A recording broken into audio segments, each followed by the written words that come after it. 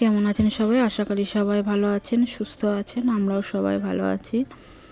আজ শুক্রবার, এখন বাজে 6:30।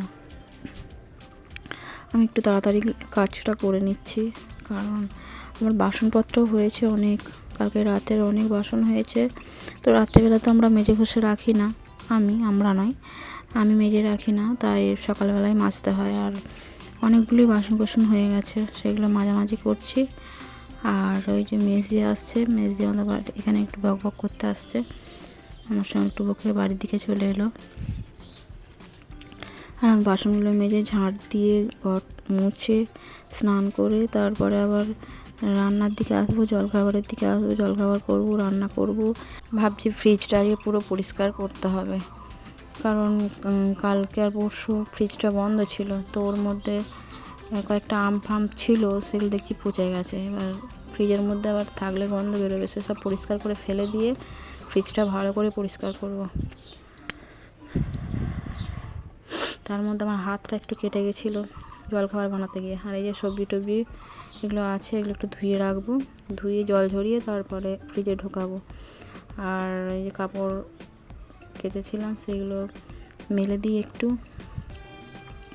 আবার জলখাবার হয়ে গেছে। জলখাবার হয়ে মাছটা ভাজতে এসেছি, মাছটা ঝাল করতে বসিয়ে আমি ফ্রিজের সব জিনিসপত্র বার করে নেবো। জিনিসটা বার করে দিয়ে ফ্রিজ পরিষ্কার করে গুছিয়ে নেবো, না হলে হবে না। দুদিন বন্ধ ছিল, ফ্রিজ পরিষ্কার আরম্ভ করে দিয়েছি। আর ওই যে শিশিটার মধ্যে আমি একটু লেবুর রস আর ভীম যে ভীম জেলটা আর জল দিয়ে ভালো করে ইয়ে করে নিয়েছি, ওটার মধ্যে দিয়ে স্প্রে করছি। আর শুকনো ন্যাকড়া দিয়ে ভালো করে মুছে নিচ্ছি। স্প্রে করছি, এবার ভিজে ন্যাকড়া দিয়ে একবার মুছে নিয়েছি, আবার শুকনো ন্যাকড়া দিয়ে মুছে নিচ্ছি, দিয়ে পরিষ্কার করে নেবো। আর ওই দুটো থাক আমি একটু বাইরে বার করে একদম কলতলায় নিয়ে গিয়ে পরিষ্কার করে মেজে নিয়েছিলাম, মানে সাবান বুলিয়ে নিয়েছিলাম। যে আর কাঁচটা আর ইয়েটা, এই যে এখানটায়, এগুলো পরিষ্কার করার জন্য বাইরে নিয়ে গেছি। একদম পরিষ্কার করে নিয়ে শুকোতে দিয়ে দিয়েছিলাম, জল ঝরাতে দিয়েছিলাম। আর এগুলো এখন পরিষ্কার করে নিয়ে,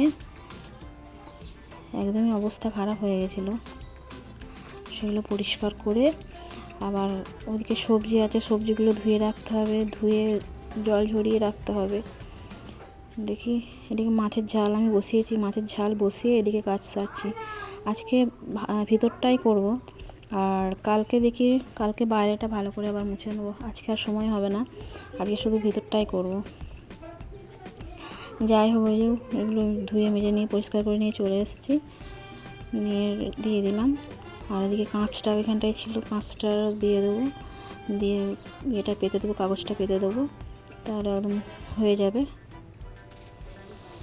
এদিকে আবার মাছ আমার টক করে ফুটছে, মাছটা নামাতে হবে।